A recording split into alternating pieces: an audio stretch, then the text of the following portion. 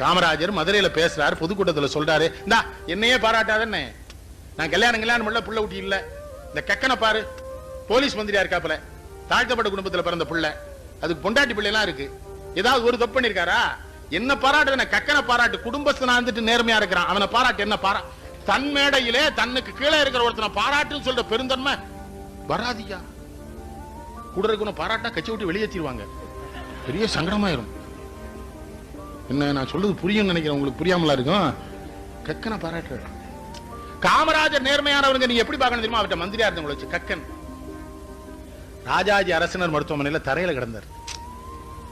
சில விஷயத்தை சொல்லித்தான் தரணும். எம்ஜிஆர் கொடுக்கறதுக்குன்னே பிறந்தவர், எல்லாம் இயல்பா வரணும். கக்கனை பாக்குறாரு, ஓடி போய் இவர் மருத்துவமனையில் சேர்த்து பணம் கட்டி கக்கன் மகனு காசி விஸ்வநாதனுக்கு போலீஸ் வேலை கொடுத்தது எம்ஜிஆர். லூர்தம்மாள் சைமன் ஒரு மந்திரி தெரியுமா? மீனவர் குல மந்திரி, கன்னியாகுமரி மாவட்டம்மா. ஒரு 8 மாசத்துக்கு முன்னால அநாத நிலையத்தில் செத்து போச்சு அந்த அம்மா. இப்ப காமராஜர் எவ்வளவு நேர்மையா இருந்திருக்கணும். ராமையான் ஒரு தேவர் புதுக்கோட்டைக்கார மந்திரியா இருந்தார் தெரியுமா? ஸ்தலஸ்தாபன அமைச்சரா. அவர் இறந்து போனாருங்க சென்னையில. புதுக்கோட்டைக்கு அவர் வீட்டுக்கு கொண்டு போறதுக்கு காருக்கு வாடகைக்கு கொடுக்க அவர் வீட்டுக்காரங்கிட்ட பணம் கிடையாது. அப்படி இருந்திருக்காங்க மந்திரி. மண்டாடியாரை விடுங்க, ஒரு பெரிய பணக்காரட்டுக்குள்ள, சுப்பிரமணியத்தை விடுங்க, ஆர்வியை விடுங்க, பக்த வச்சலம் முத்துரங்க மலையார் பெரிய பணக்காரன். எப்படி அவங்க அம்மா செத்து போயிட்டாங்க, காமராஜ் அம்மா. நாங்கெல்லாம் சின்ன பையில போய் அழுதுகிட்டு நிற்கும். அப்படிலாம் தலைவன் பார்க்க முடியாதுயா. எங்கடா வந்தீங்க எல்லாருங்கிறாரு.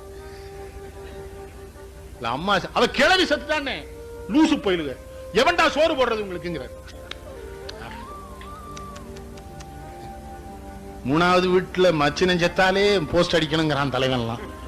3வது வீட்டுக்காரி வரியில வந்த மச்சினை அவன் பாருங்க, சொந்த தாய் திட்டர் போன்னு, ஏய் ராமசாமி நானா சோத்து கடையெல்லாம் திறக்க சொல்றான், பட்டினியா கிடக்க போறான். அப்ப சொல்றாரு, ஏய் லாரில இருல வர்றீங்களா, போற வெளில செத்து போயிட்டு நான் என்னடா டே அநியாயிட்டாங்கிறாரு. அவ கிளவிடா செத்து போயிட்டாங்கிறாரு.